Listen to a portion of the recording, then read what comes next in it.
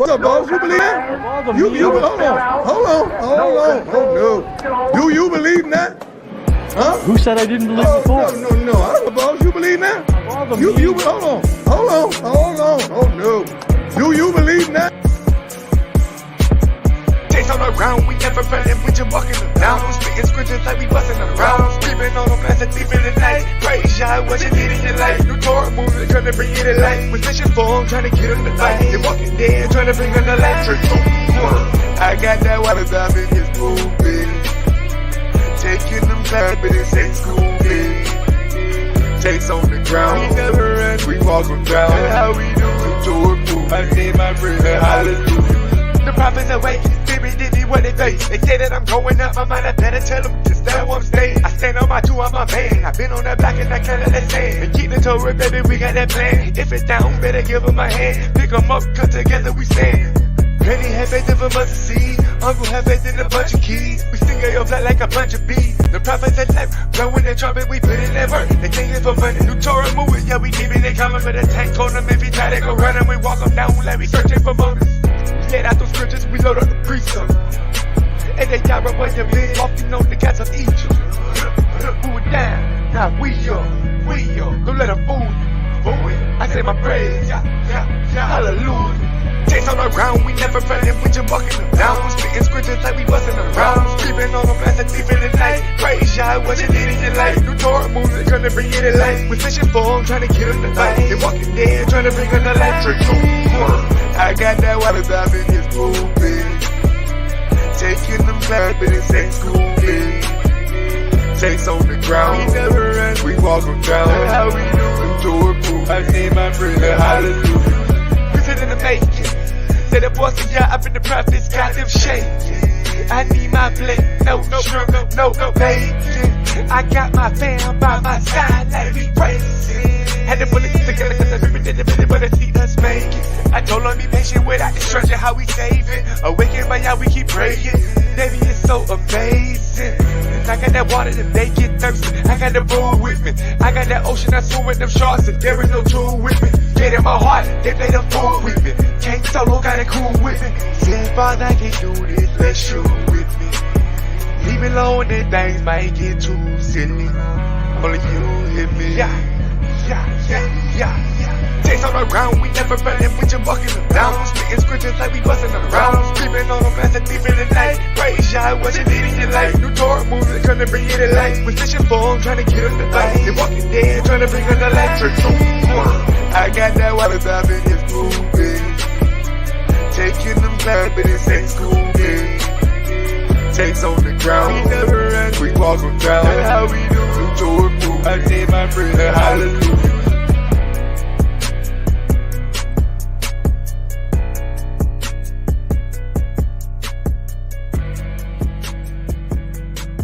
What's up, boss? You believe that? Of all the hold on. Oh no. Do you believe in that?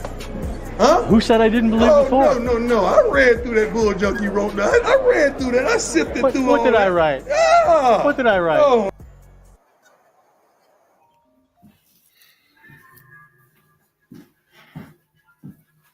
Peace. Shalom. Hold on. What's good with you?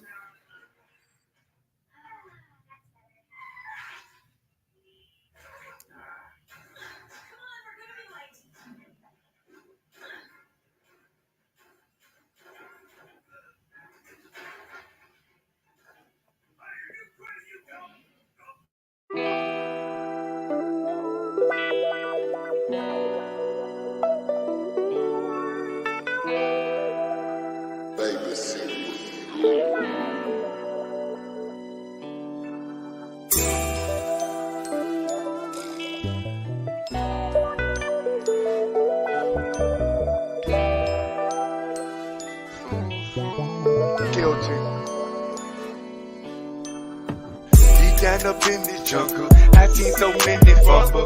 I seen them lose that day. I seen them fade away. I seen some come and go. Just know I'm here to stay. I pray to the Father, the Daddy make a way. Bring on the line when they bustin' into it. Gotta say the little business, no we tired of losing. New Torah movement. Bringing the grinding, I really want a problem. New Torah movement, new Torah movement. Read many Frenches, no gang homie. Told this tour my bank holding this. Drove on these doctors, sure. Better stay in your lane, homie. I do this for you, carry the pain on me. Get on that block with the stains on me. Pray shot, never would change on me. Pray the blessings that they would just rain on me. It's different than starting fellas. Different than ones that losing their faith cause they pray every day and they feel like nothing happened. Our Father, they know that we need you, we praying, we crying, calling, trying to read. They say them can't be moving around like them eagles, vultures with them scriptures eat you. Get off my back, that's the devil. Get on my level, it's heavy. I'm not reaching out of breath. I'm a prophet, not selling. Trying to feature this mess. But I feel like nobody won't tell them I said it. Deep down up in this jungle, I seen so many fumble. I seen them lose their faith. I seen them fade away. I seen some come and go. Just know I'm here to stay. I pray to the Father, the Daddy make a way. Bring on that line when they bustin' into it. Gotta say a little bit, no we tired of losing. New Torah movement, new Torah movement. Bringing that war machine, Angel of Yahawah with the tanks on the ground. It's a really what a problem. New Torah movement, new Torah movement. Born in this really sin, take it for steps, it feel like you feel it in. Heart full of joy, you just can't tell it in. Tanks on our gun, no we won't ready. Cut up with scriptures and go Freddy. Got that milk for the babies, let's go get this cake, do you know Betty? I see what passion's hit in my blood, it pumped in my veins. There ain't no acting, tell the miracles and false doctrines. Up in the casket, rather down if you asking. Trying to get away from all the pain and all the hate, from all the lanes and all the fake. Cut the grass, see the snakes. You got the phone, I'm calling on yeah, I am the son, I'm calling on pops. I never run for nobody, I never run for no devil. Stay off my back, you no brother. Deep down up in this jungle, I seen so many fumble. I seen them lose their faith, I seen them fade away. I seen some come and go, just know I'm here to stay. I pray to the Father, the Daddy make a way. Bring on that line when they bustin' into it. Gotta say a little bit, no we tired of losing. New Torah movement, new Torah movement. Bringing that war machine, Angel of Yahawah with the tanks on the ground. It's a really what a problem. New Torah movement, new Torah movement.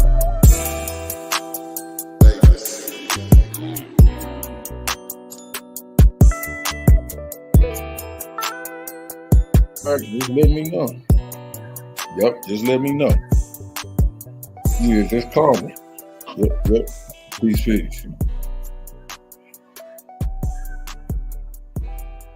Will do.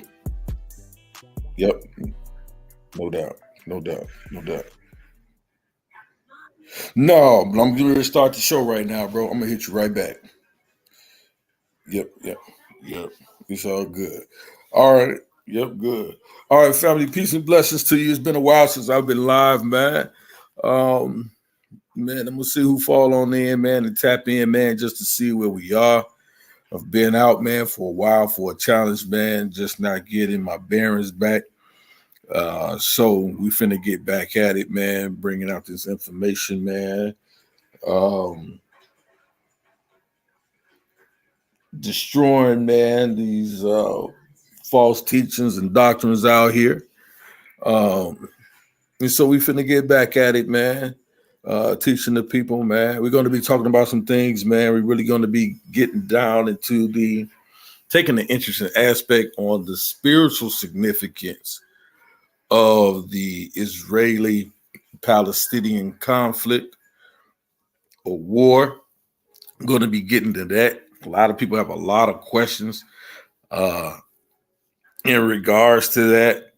So we're going to be, my position is to really, on this topic, is to really identify the people and who they are from antiquity until now. So I'm going to be doing that.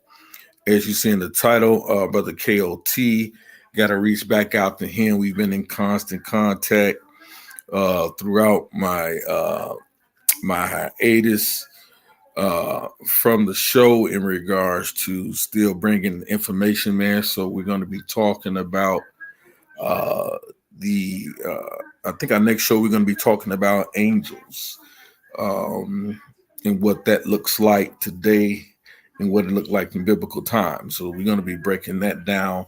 Got some interesting information. I might tap on that a little bit today. I'm going to reach out to my brother KOT as well, so we can set up so we can get that full teaching going. But there are a lot of things, man, that have been said, being floating around these YouTube streets. I will say again, when the cat's away, the mice will play. You know, there's a lot of things that have been going on. Shout out to our brother Dasharab. Shout out to Aliyah, Yashala, the mighty lion. Peace and blessings to you as well. There's a lot of things, man, we got to really get into, man. You know, folks talking about whether or not Yeshua was a historical person. I think a lot of that stuff is really a deflection. And I'll tell you what, a deflection from what in a little bit. Also, you know, the Jesus Wars, aka the Jesus Wars. But I think that we need to really be focused on a lot of what's at stake and a lot of what's at hand. If anybody's familiar with the 6 Day War, right? And we're going to be talking about how this ties in to angels, right? How it ties into angels. We're going to talk about the 6 Day War that happened in Israel with the Israelis, right? And what they claim to have had a divine intervention in the war against Israel. I'm going to talk about that, modern day Israel. And we're going to talk about that and correlate that to a lot of what we see today, right? We're going to be talking about that. Again, peace and blessings to you all. Glad to be back in front of you guys.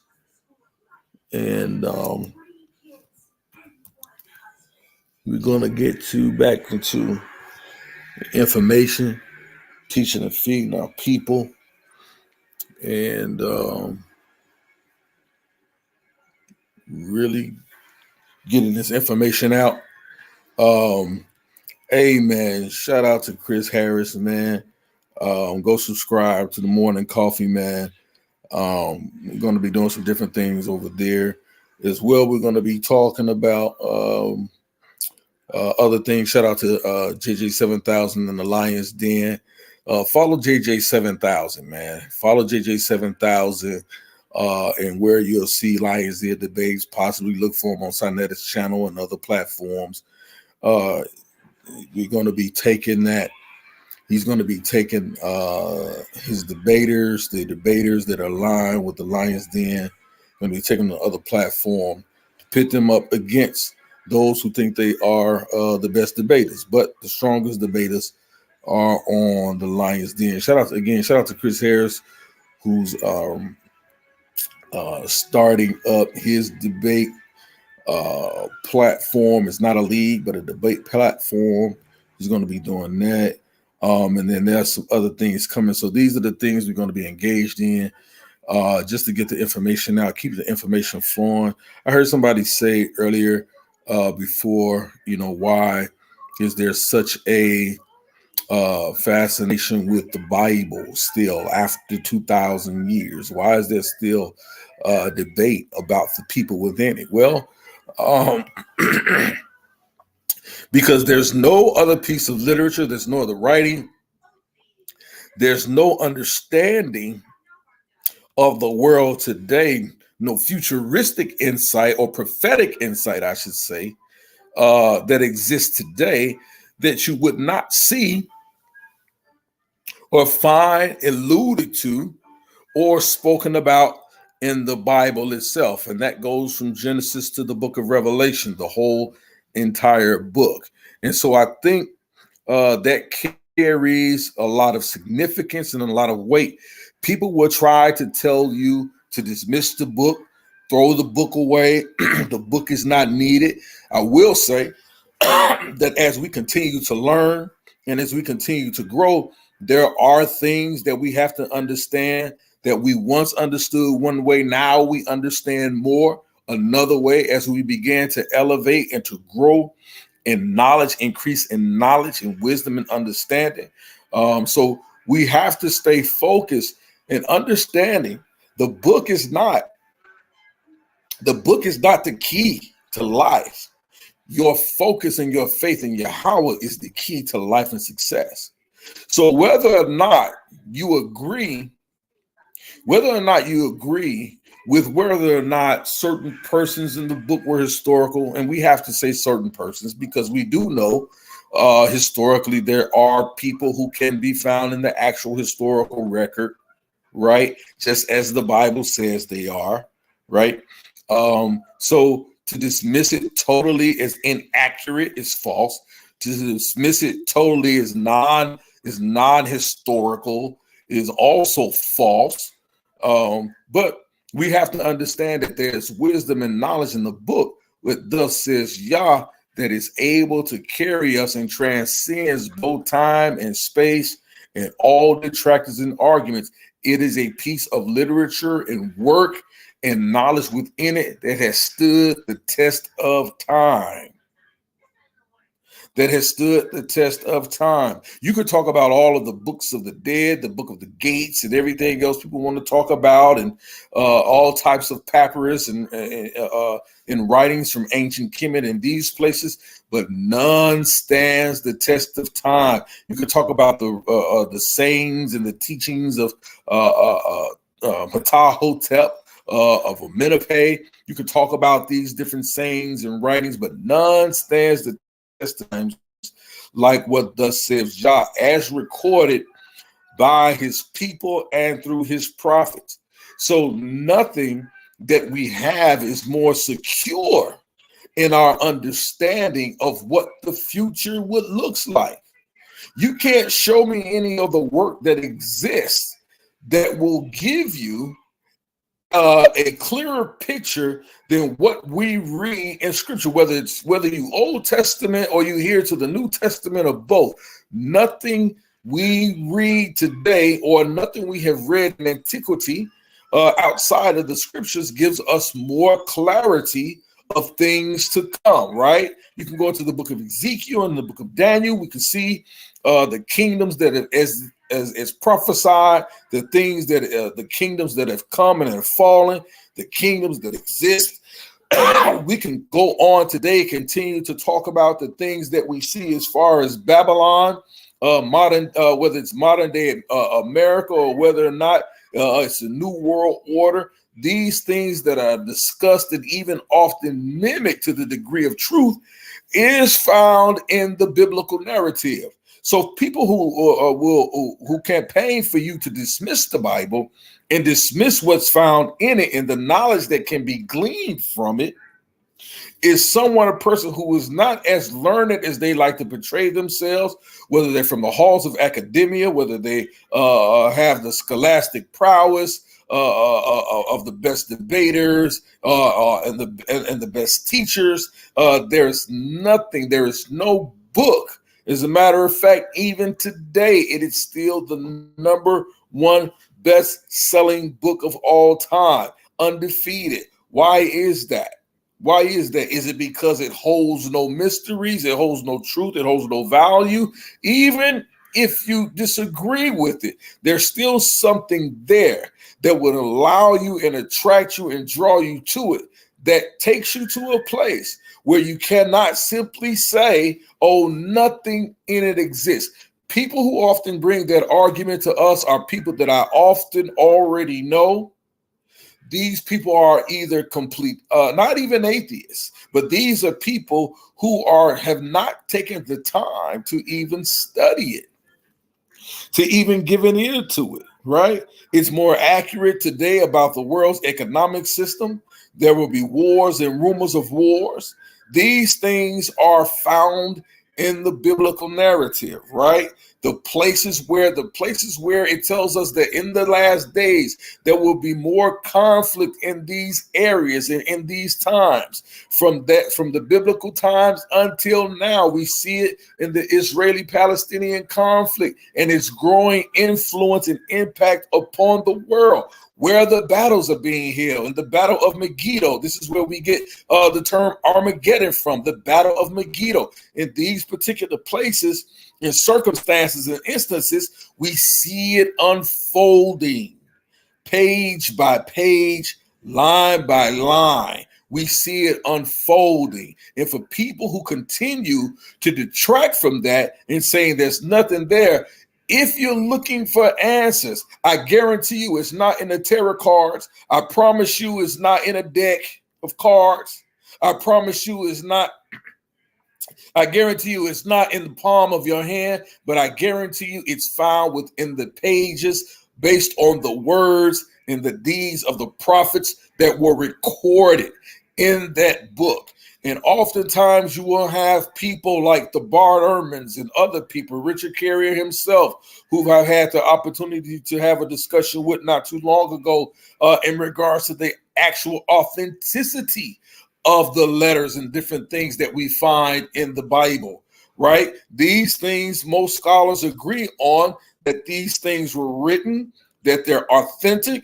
But you will have some people who always say, simply for the sake of an argument, that is unworthy, is to be deemed or even looked at. I heard somebody earlier try to compare it to a comic book, right? They tried to compare it to a Marvel characters and the MCU and all of that type of stuff. But the difference is that we see, even though Marvel and the MCU, some of the characters are written in places that are actually exist, like Manhattan and New York and different places like that. Yes, those things exist in the real time, but we know that those comic book characters like Peter Parker, that these were created characters. How do we know that? Based on the testimony of Stan Lee himself, who often made cameos in the films and in the movies. He often tells us, he's recorded that he created these characters. He tells us often that he's created these scenarios, right?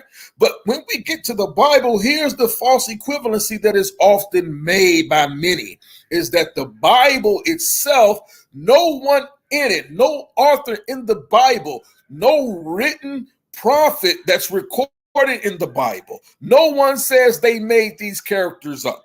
These people tell us that they were contemporary with these characters. Many of them were. Many of the people that were in the Bible, they were contemporary with these people, and these were people that they actually knew to exist. And people often want to look at it and say, oh, it's fairy tale. And how does that help us today? How does the Bible help us today? How does it help us today to continue to read a book that was written thousands of years ago? How does it help us to continue to read a book that many believe wasn't written about our people? If we're talking about Black people, what significance does the Bible hold in our lives today? Well, I'll tell you, it must hold great significance, because most of what you hear in the conscious community that you hear today is based on either a pro-Bible aspect or a non or an anti-Bible prospect, right? Someone's either arguing for it or someone's either arguing against it. Why? Because inherently, we are a people of faith. And some say, no, I don't believe in faith. I don't need faith. Everyone operates in a level of faith. Now, what you place your faith in, whether you place your faith in yourself or whether you place yourself in your degrees, whether you place your faith in your parents as your mother and father. Some allude to their mother and father as being their gods. They place their faith in that. But the Bible tells us, trust not in man, for man will fail you. We are all creatures of frailty, right? So it tells us that and these are life lessons that we have learned. How many times over and over and over again have we put our trust in someone who we claim to be a friend or who we thought was a friend, a family member, a loved one, even a spouse, someone who you share a pillow with, and you're let down. They disappoint you, right? They take what you get, they take what you give them, and they use it against you, or they use it for their own personal gain, right? You're constantly depositing in them with no return. The Bible speaks of these things. David says, he talks about, it was not my enemy that approached me, for then I could have borne it. I could have understood it if it was my enemy. He said, neither was that he made me, that he magnified himself against me. He said, for then I could have hid myself from my enemy. But it was you, my brother.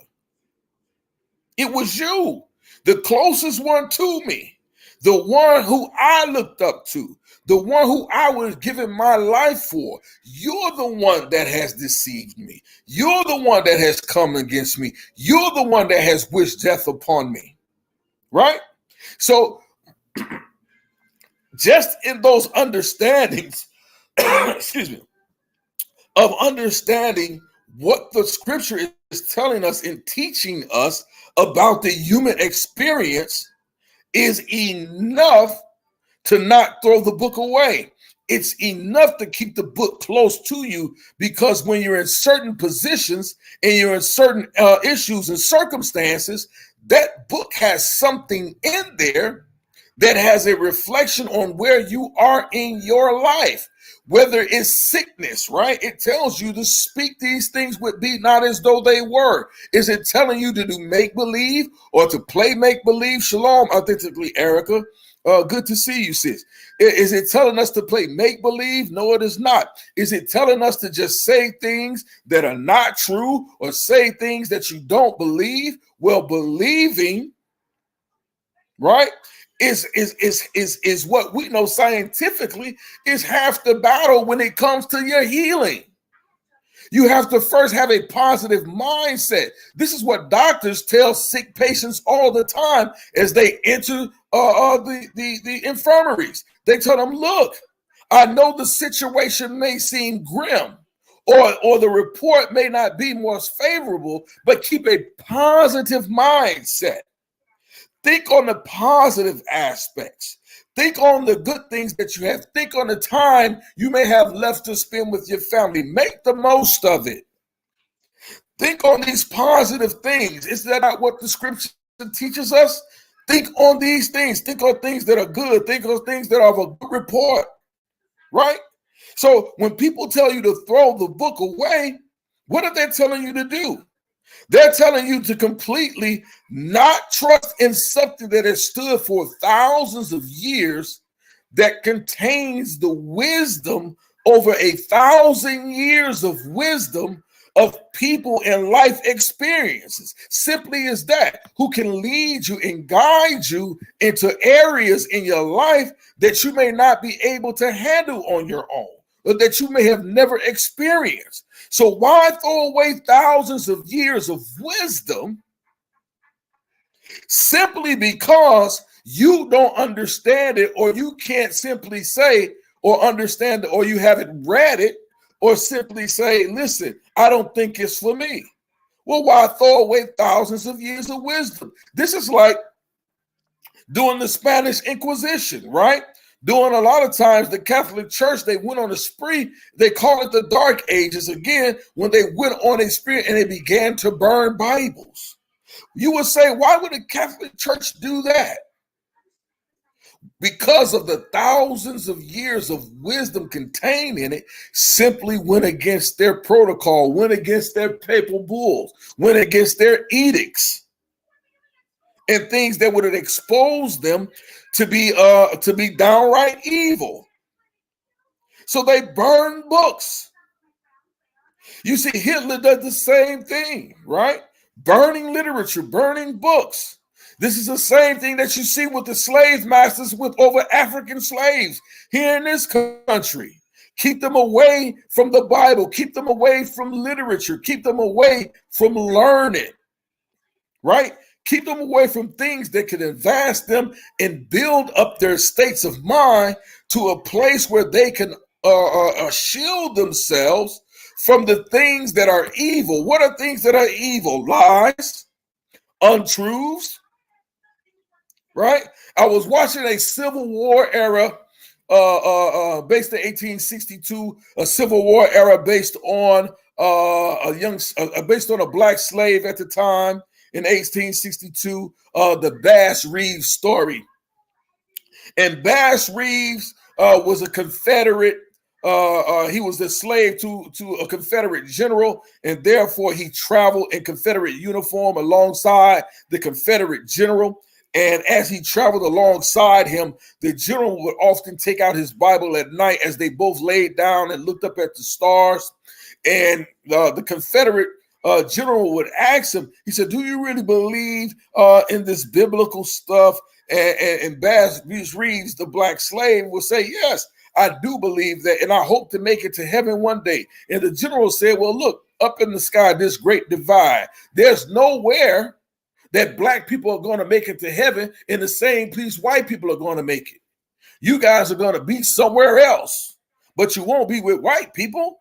Heaven is not for black people," right?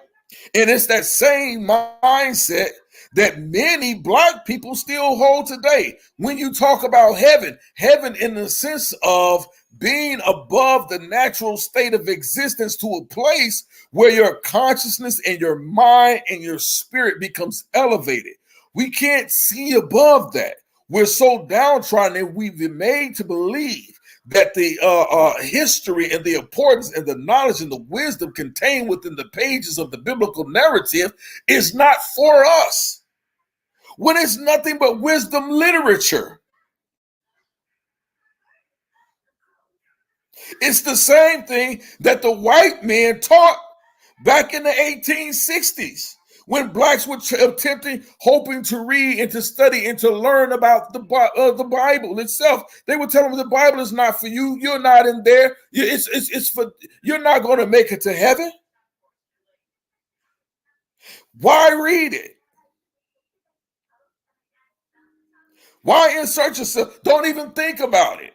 This is what the white slave masters would often tell them. And then you would have, because it was illegal for most of them to be taught to read or to learn how to read, it was illegal for them to even read the Bible. So even this whole notion that the black man forced Christianity upon us, and even after we learned how to read and began to understand what it said for ourselves, now we began to say, well, it is for us. Heaven is for me. This wisdom literature is for me. Because that was the narrative that was forced among blacks, that the wisdom literature contained in the Bible was not for us.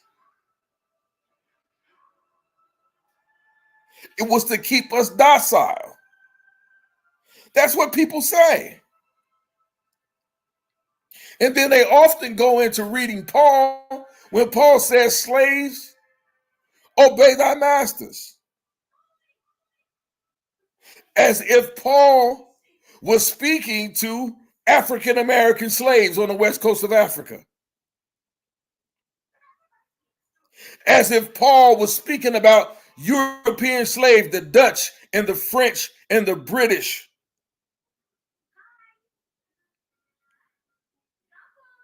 Taking captive slaves from the west coast of Africa, as if Paul at the time was speaking to the Spanish monarchy, right? He was speaking to the Pope when he put out his papal bull in his edict in circa 1941, 1942, saying any land can be taken for the sake of the grace of the great God of the Bible, right? And slaves could be taken and converted or made slaves and brought to the court to serve the Queen of Spain at the time. Paul wasn't speaking to those people, but people often try to falsely equate that and correlate that with the Bible, right? And completely dismiss thousands of years of spiritual understanding and spiritual reckoning and spiritual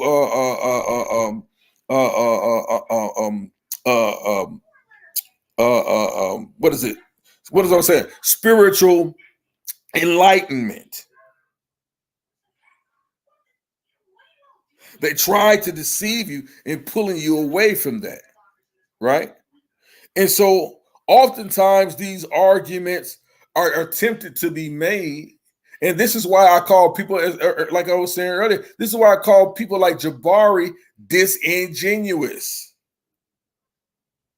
Because you're not reading the biblical narrative as it was written, for who it was written, and why it was written. It wasn't written to connect any Kemetic spirituality to any Christian spirituality.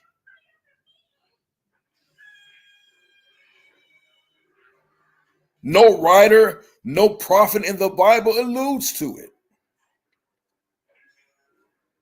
So how are you making these arguments that it was done so? You're not. You're playing Go Fish. You're playing Get Like Me. You're playing horse scholarship.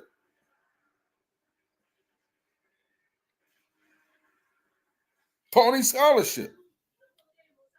Not being able to show any continuity. Oh, if it looks like this, then it must be that. That's not scholarship, people. That's not scholarship at all. Right? So I just wanted to come on, let people know, man, we're going to be back on the air, man. Look for some of the things. Let me share my screen, some of the things we're going to be touching on. Shout out to Brother KOT.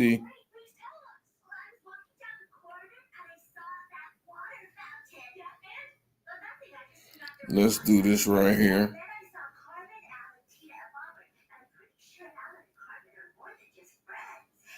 Just some of the things we're going to be discussing, right? Brother KOT and I, we're going to be talking about the mystery of the angels as revealed by the scribes and the prophets, right? And so this is going to be my portion. Brother KOT is going to be bringing out his portion. There are many things to be said about angels, who they are, what role do they play? Do they play a role today in our lives? Are they real? Are they real? Are they needed?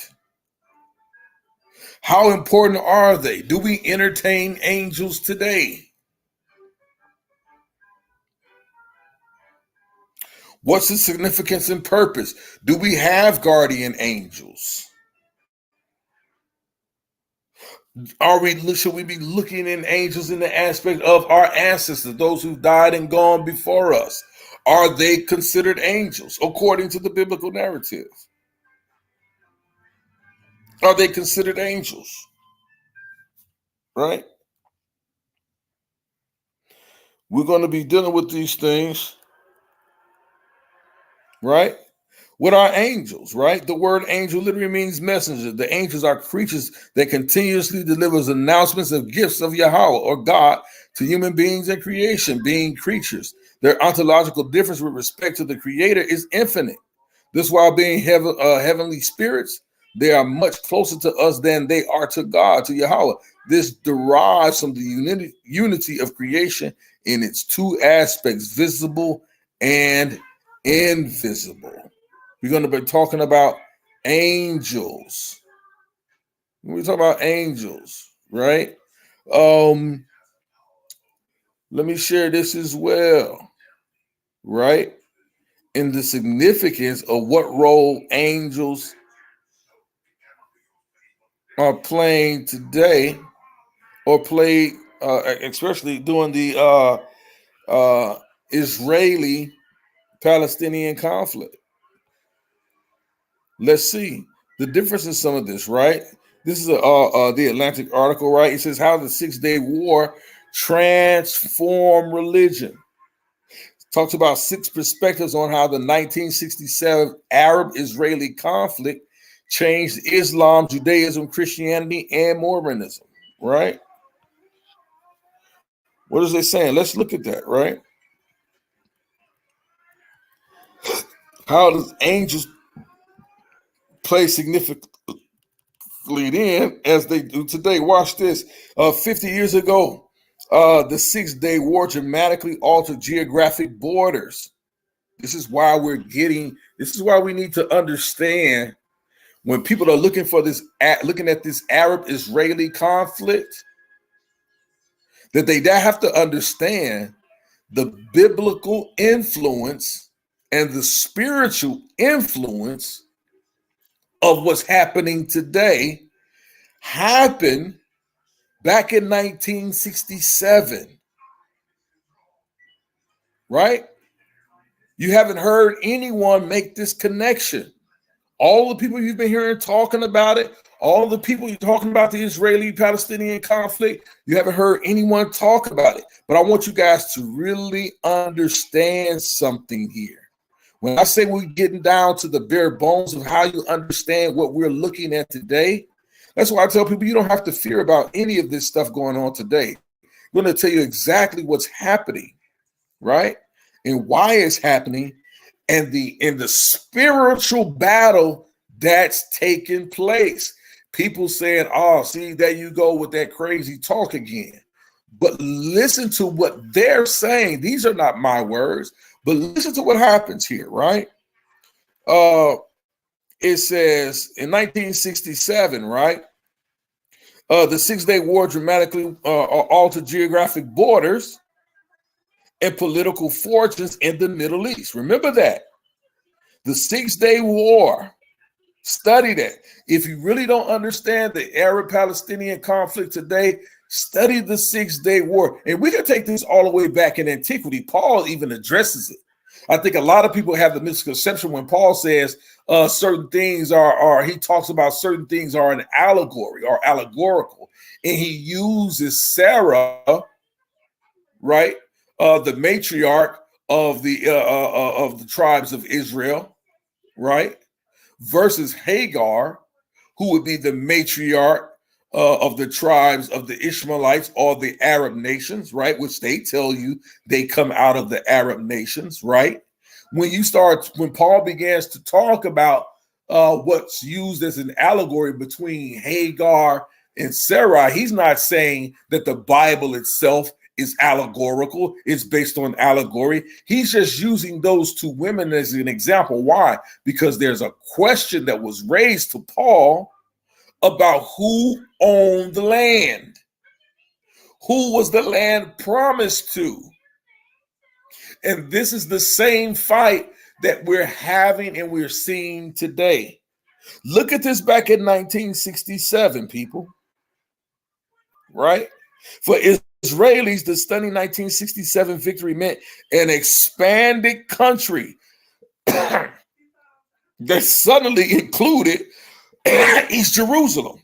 Now remember, in 1967, before 1967, right, the Israelis did not lay claim to East Jerusalem. They did not lay claim to the West Bank. They did not lay claim to the Gaza Strip, nor the Golan Heights and the Mount Sinai Peninsula.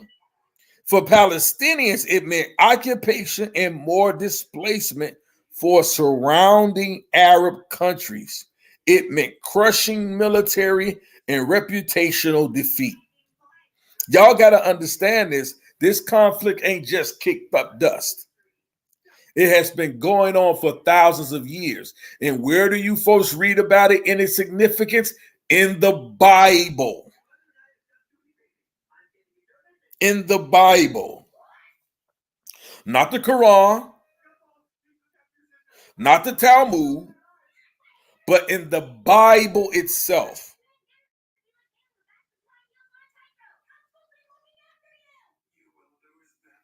Right? And that's understanding angels and how they play significantly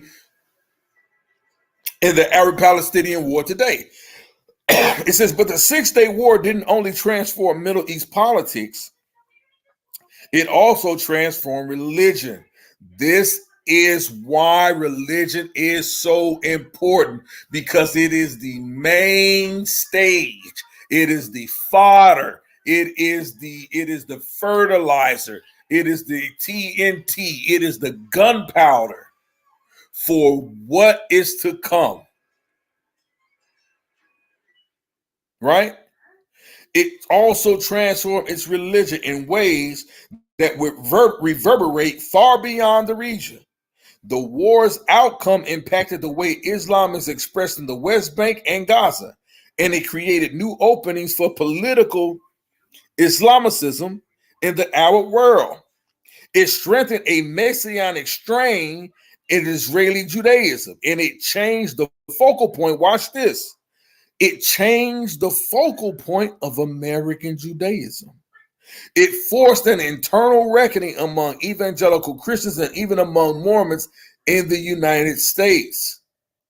What happened during the 6-Day War that was so profound that it transcended the region itself and had a greater impact even on Western civilization and its major religions? Something significant happened there in a proportionate way that they're still fighting today about these lands that was shifted coming out of the 6-Day War in 1967. Trust me, you haven't heard this take, people. You haven't heard this take on it in regards to angels, the 6-Day War, and the Israeli-Palestinian conflict today. You haven't heard that, but on this channel, we're going to break it down. Brother KOT and I are going to go further into dealing with angels and why this is very significant and important. People say, Elder Yara, that's crazy. We're going to show you, as we're showing here, we're going to show you why it's very much significant today. Very much significant today, and the importance of angels and how it plays out, right? Let's continue. It says, I asked writers with expertise and experience in each of these contexts to discuss how 1967 changed religion. Broadly interrupted, religion is often thought of a force that drives a conflict. I invited them to think instead about how the conflict impacts religion. The 6 writers responded, which I have edited, and let me go down a little bit further. Let me go down a little further. Is it down here? Oh, no.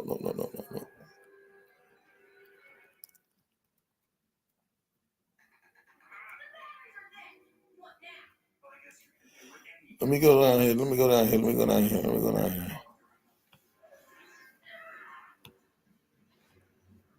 down here. Oh, did it cut my thing off? Right here. I'm going to have to go back in and sign in and bring that up.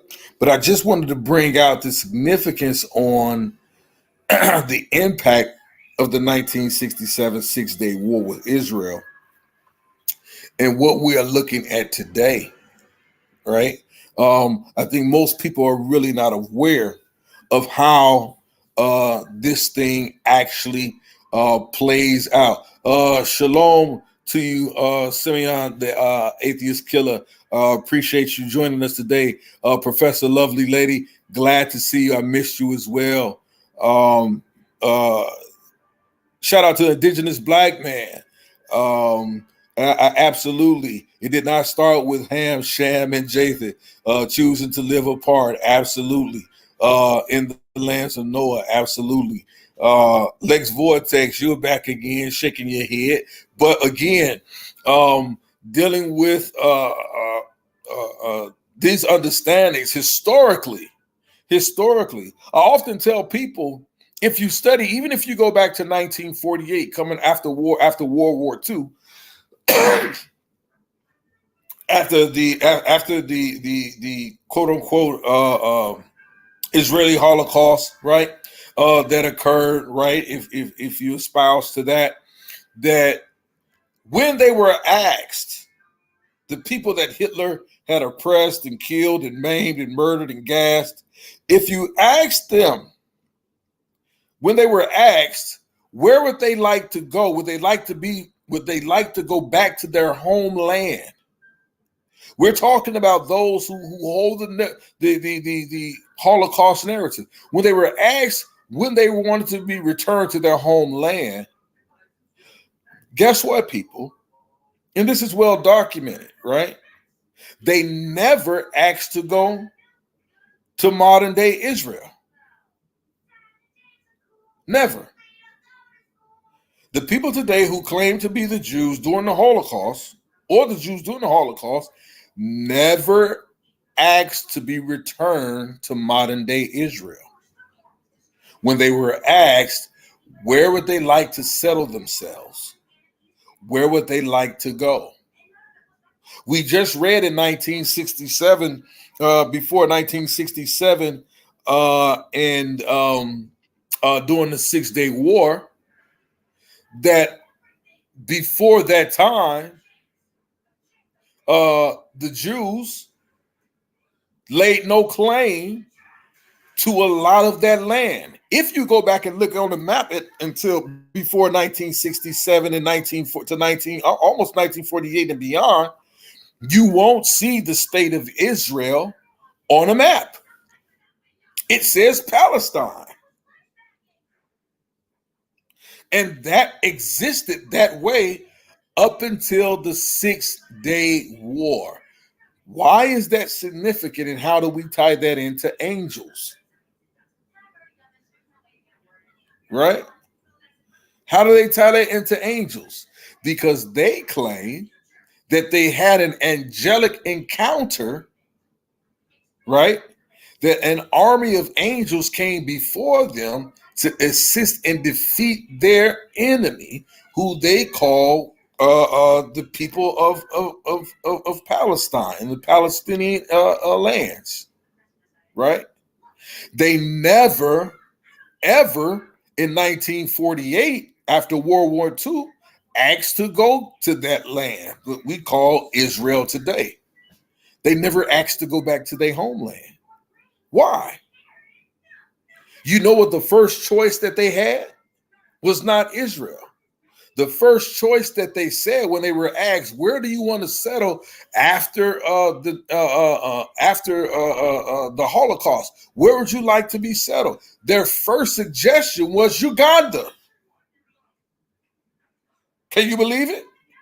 In Africa was Uganda.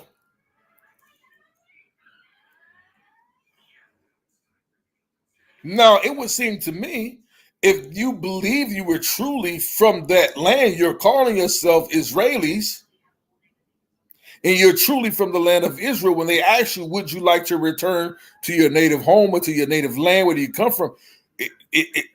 To me, I don't know why you would say Uganda. Clearly, these weren't African people.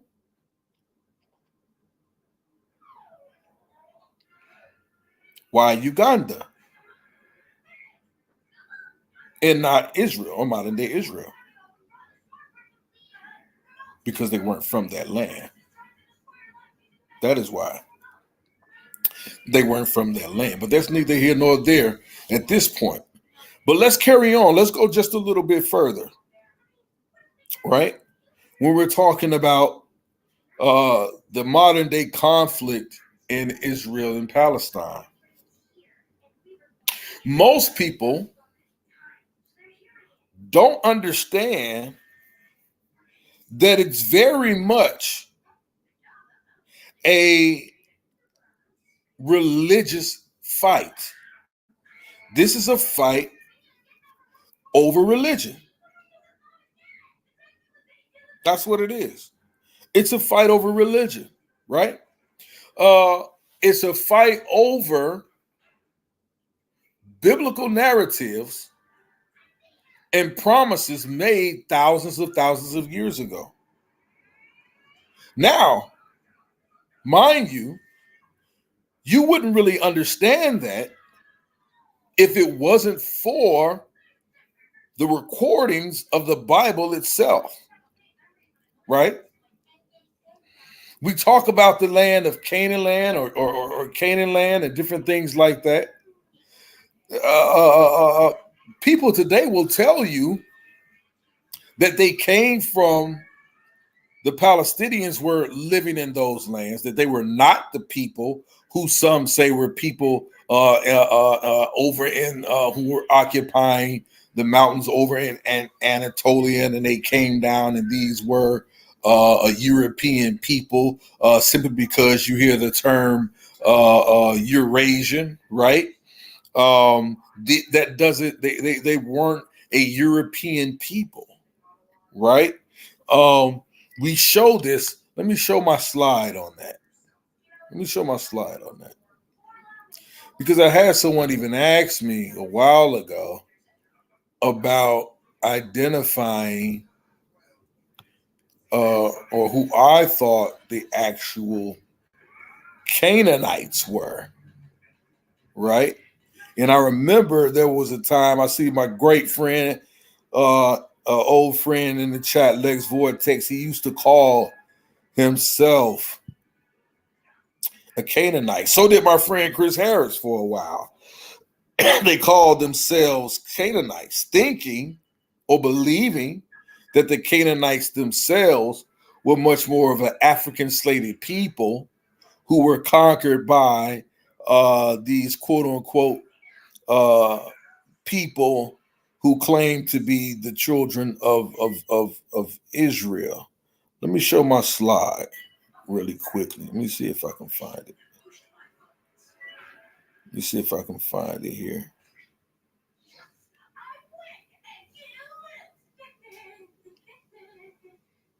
It's been a while.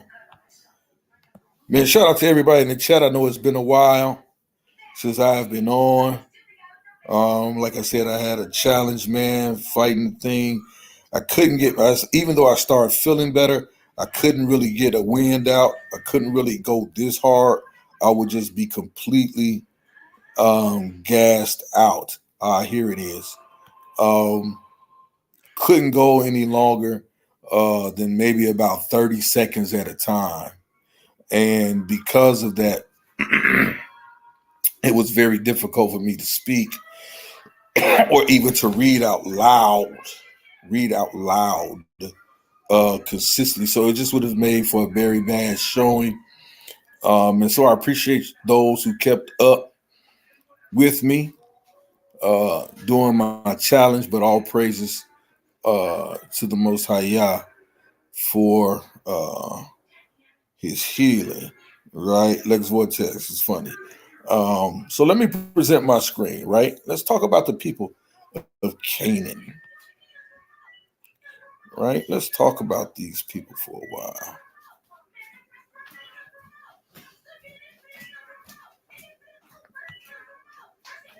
Right? I'm not going to be before you long, but I just want to share a little bit of what I have as I'm talking about the people in Canaan land, right? So I have this here. I definitely have it in the book format for those of you who would like to actually do an in-depth study on it. A lot of sources in here. Just email me and I'll send you the ebook, The Fall of the Canaanites, right? So let me go into it, right? We look at these different things, right? We clearly see here, oftentimes we see the depictions on the walls in ancient Kemet of the people who occupy ancient Kemet. And we see these various depictions of different people, right? And then, so what we see here a group of a person here. These are all Amorites, right? Or these are people, Amorites are people who inhabited the land of Canaan, even according to the biblical narrative. We see here that there were fringes here, and here. You see two different groups, types of phenotypes. One is of a darker hue, right? One has more kinky hair or woolly-like hair. One does not, right? But these are people, one, and you have to understand, even though they're both considered Amorites, you have people who are from the west, and then you have people who are from the east. So you have Western Amorites, so to speak, and then you have these Eastern Amorites, right, dealing with that. And so let's see if the link is still valid here, just so we can get some context here on some of these sources in dealing with this, right? So when we're talking about these group of Amorites, right, you see the Sumerian, the Martu, the Akkadian, the Amarum, the Egyptian or called them the Amar, the Hebrew, the More, which refers to a Semitic people who first occupied the country west of the Euphrates from the second half of the 3rd millennium BCE.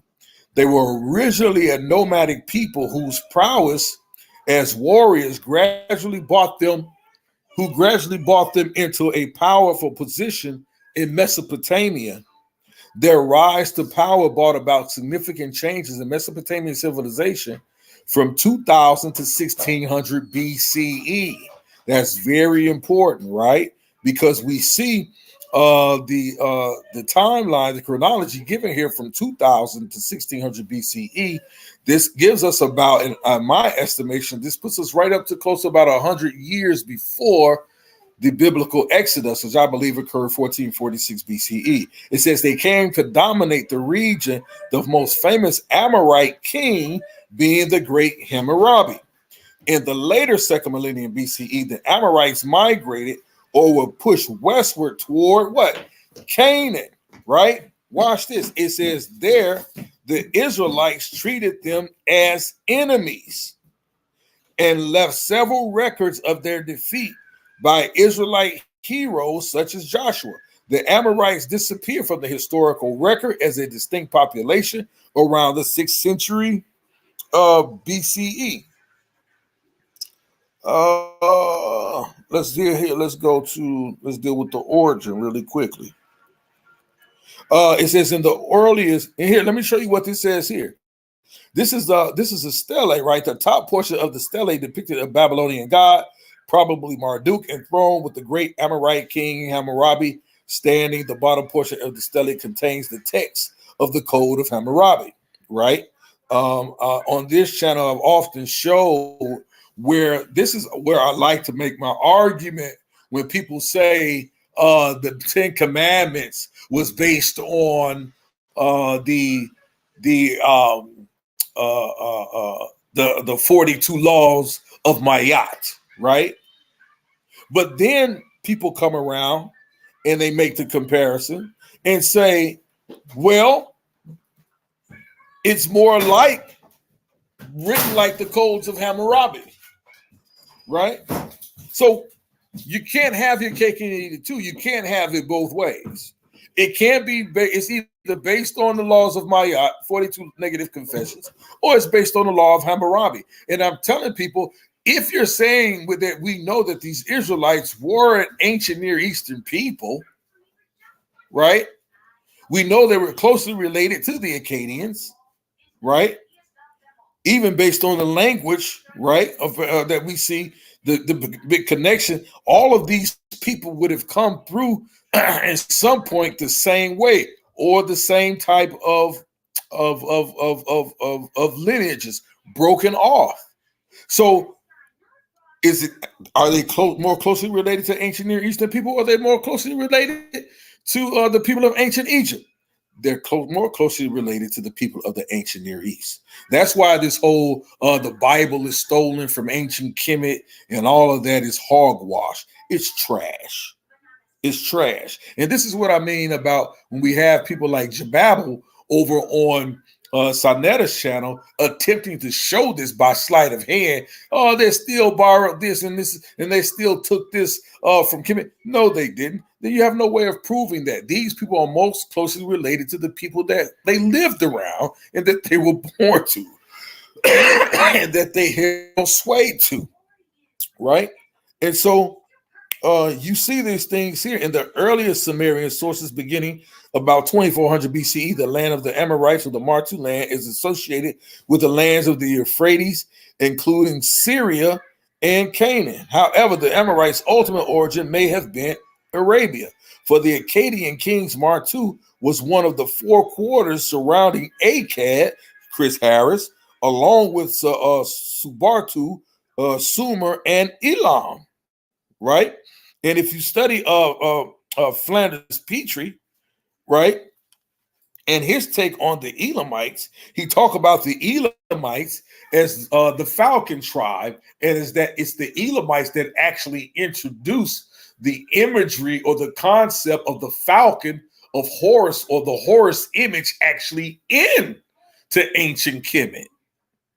That's based on Founders Petrie work on the dealing with the Falcon tribe, right?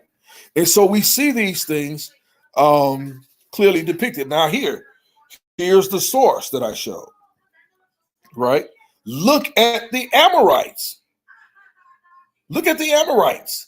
They're giving you two different distinctions, right? The Amorite and Philistine captive depicted in ancient Egyptian temple inlays, right? It says the Amorites worship among others the moon god Sin and Amuru, from whom their name may be taken. Amuru is sometimes described as a shepherd and the son of the Mesopotamian sky god Anu, which is called Bel Sadeh, Lord of the mountain, and he who dwells on the pure mountain. Accordingly, it has been suggested by some scholars that Amuru might be closely related to the biblical El Shaddai. There you go, right? And the heavenly mountain deity of Abraham, Isaac, and Jacob, right? We clearly see the use of the term El Shaddai as it pertains to Abraham, Isaac, and Jacob in the biblical narrative in the book of Genesis, right? The Amorite language was a Semitic dialect. The main source of limited knowledge about their language are proper names, not Akkadian in style, that are preserved in ancient inscriptions. Many of these names are similar to latter biblical Hebrew names. So we see the connection here with these people, and closely related what you read specifically in the biblical narrative than anything that you read coming out of ancient Kemet, right? Let me go back, right? Let me go back and let's look at what we have again. Let's see this really quickly. Shout out to Salia Binyah. Peace and blessings. Glad to see you back in the building.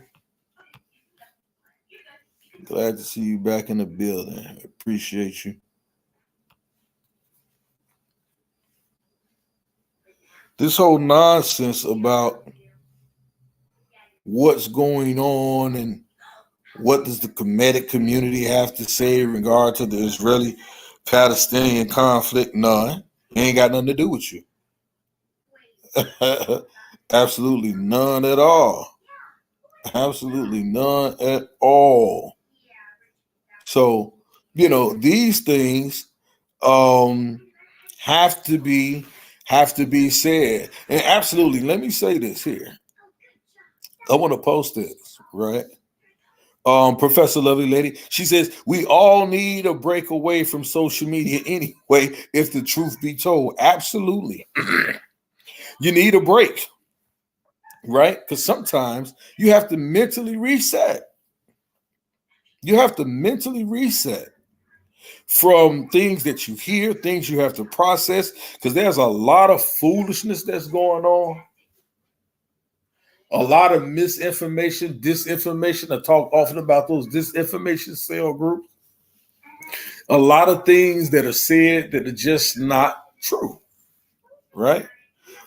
We have too many people today, just on the side of too many people today, basing their whole life, their whole relationships on social media commentary. I wish some of these people, eventually we do see it. It does come out. We see it on World Star or on the Shade Room or something like that. But I wish sometimes we could see what happens to these social influencers and what happens to these people that go home at night after they've given you this whole soliloquy and this whole layout on why you should follow their experience and how you should treat your significant other and how you should treat the opposite sex based on their understanding. I wish sometimes we could just follow them home and see if we could just be a fly on the wall and just see how they live their lives miserably. There was a story not too long ago about a young lady, a beautiful young lady, young African-American lady, social media influencer model, who was found murdered, killed, found beaten, and stuffed in the refrigerator in her apartment. Live social media influencers, young lady shot to death. Another young brother shot to death. Live social media influence. We just saw Hassan Campbell. Those of you who are familiar with him, shot. Taking on these social media personalities, right? Not seeing the anguish and the pain and the loneliness that often goes with it when they go home and close their doors. When they turn off the computer screen, shut the computer down, click off the social media platforms, they themselves then have to face reality. They have to face reality. And oftentimes, we find out that they're on social media creating whole lives simply because they cannot face the actual reality of their lives. So these things are things that we often have to understand. So I appreciate your comment, Sister Professor Lovely Lady. It was very poignant and on point, right? So we can see and talk about the people. Let me see. I think I had a video. I think I had a video dealing with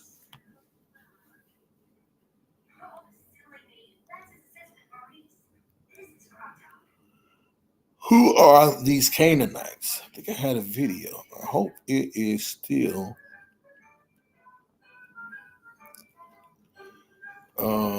available.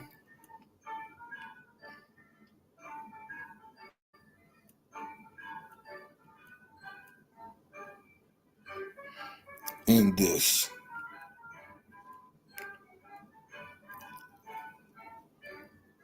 Let's see if I can still find it. See if I can still find it.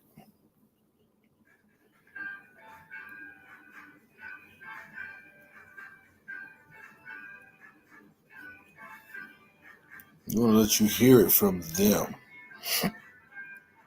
Maybe coming up here. Yeah, here it is. I want people to listen to this, right? Listen to this.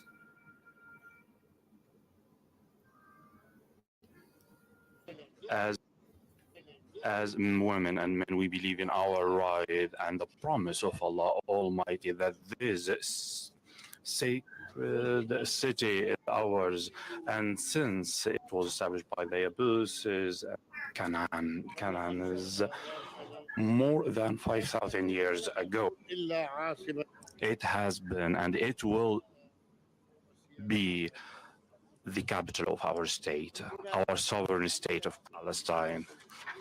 By the way, I don't want to discuss religion or history because they are really excellent in faking and counterfeiting history and religion. But if we read the Torah, it says that the Canaanites were there before the time of our prophet Abraham, and their existence continued since that time.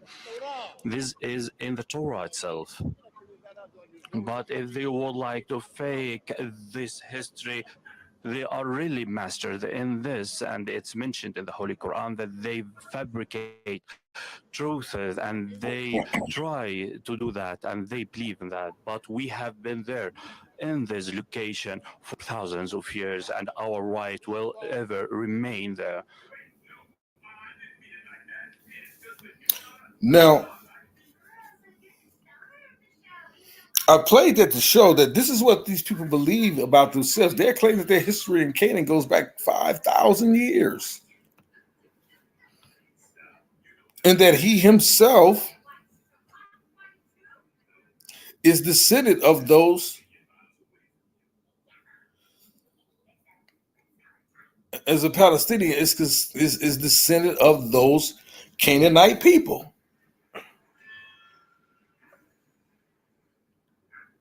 Now, when we start looking at this Israeli-Palestinian conflict,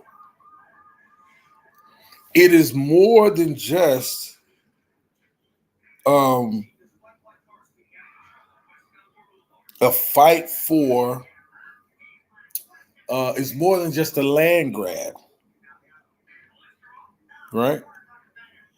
This is a war and a conflict of biblical proportions. And to truly understand the times that we are living in, you must understand the conflict that has been held since the biblical times.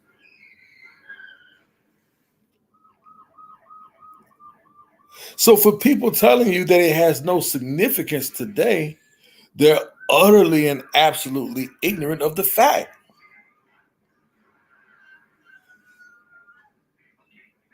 And this is even how they're looking to resolve these issues, is even according to the biblical narrative itself.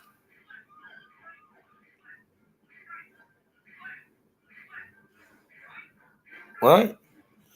Who really has rights to the land? Genesis chapter 15 tells us that Abraham's seed and his seed shall be blessed.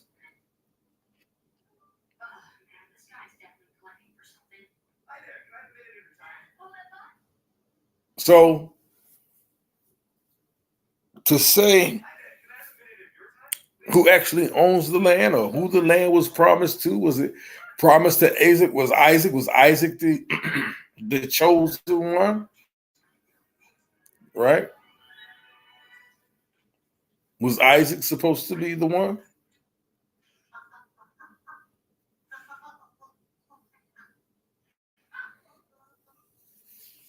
So when we're trying to understand this modern day Israeli-Palestinian conflict that has encapsulated the world news again, look at this. Over 5,000 years later,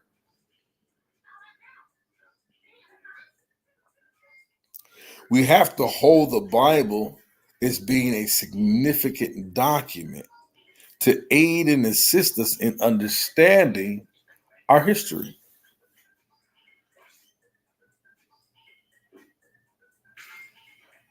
So all those who are detractors of the scripture of the Bible, this is what we say. This is what I tell them.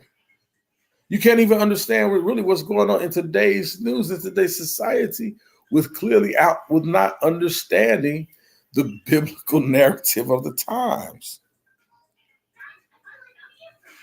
You can't do it. You're lost. You're lost.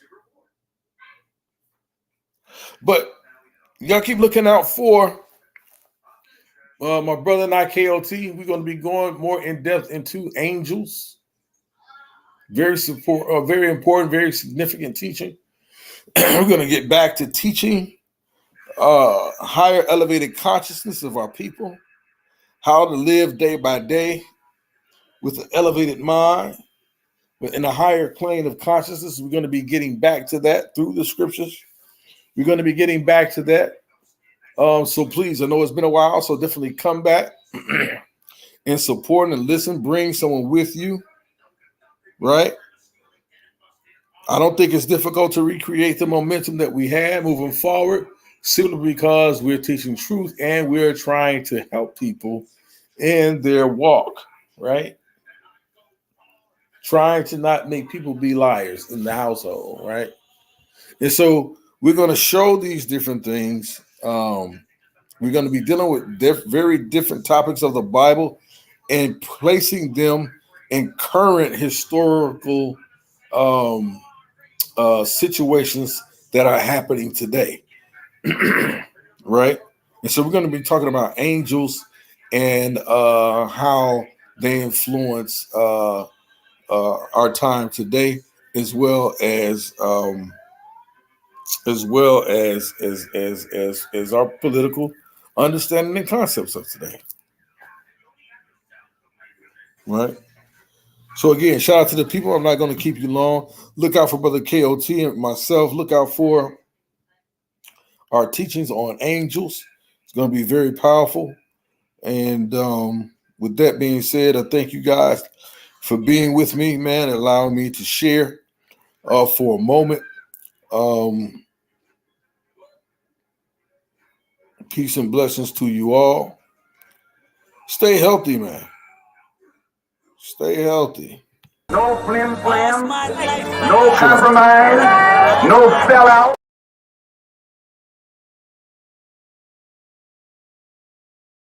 No flim flam, no compromise, no.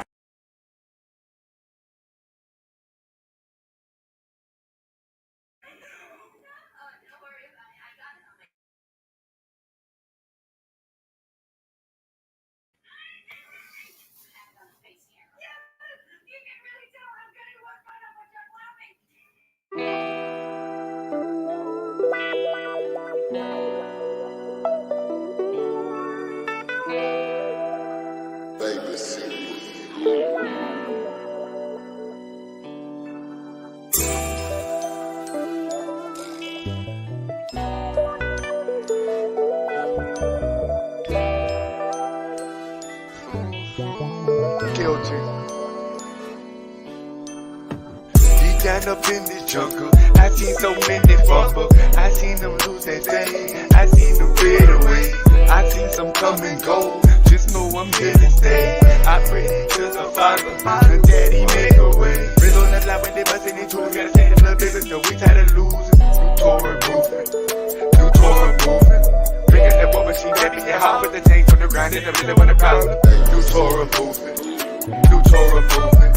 Red many Frenches, no gang hold me. Told this tour my bank holding this. Drove on the doctor's show. Better stay in your lane, homie. I do this for you, can't read the pain on me. Get on that block with the stains on me. Pretty shot, never would change on me. Pretty blessings that they would just rain on me. Different the starting fellas, different the ones that losing their faith cause they pray every day and they feel like nothing happening. Abba, Father, they know that we need you, we praying, we crying, calling, trying to read. They say them tanks be moving around like them eagles, vultures with them scriptures eat you. Get off my back, that's the devil. Get on my love when it's heavy. I'm not reaching out of breath. I'm a prophet, not seven. Trying to feature this mess. But I feel like nobody won't tell them I said it. Deep down up in this jungle, I seen so many fumble. I seen them lose their day. I seen them fade away. I seen some come and go. Just know I'm here to stay. I pray to the Father, the Daddy make a way. Bring on the line when they bustin' into it. Gotta say the little business, no, we tired of losing. New Torah movement, new Torah movement. Bring out that war machine, baby, and hop with the tanks on the ground. And I really want a problem. New Torah movement, new Torah movement. Born in this really sin, take it for steps, it feel like you feel it in. Heart full of joy, you just can't tell it in. Chance on our gun, no we won't ready. Cut up with scriptures and go Freddy. Got that milk for the babies, let's go get this cake, do you know better? I do a passion, hit in my blood, it pumps in my veins. There ain't no acting, there they got records and false doctors. Up in the casket, rather down if you ask it. Trying to get away from all the pain, all the hate, from all the lanes, all the fake. Cut the grass, you see the snakes. Pick up the phone, I'm calling on yeah. I am the son, I'm calling on pops. I never run for nobody, I never run for no devil. Stay off my back, you no brother. Deep down up in this jungle, I seen so many fumble. I seen them lose their day, I seen them fade away. I seen some come and go, just know I'm here to stay. I pray to the Father, the Daddy make a way. Bring on that line when they bustin' into it. Gotta say the little business, no, we tired of losing. New Torah movement, new Torah movement. Bring out that war machine, baby, and hop with the tanks on the ground.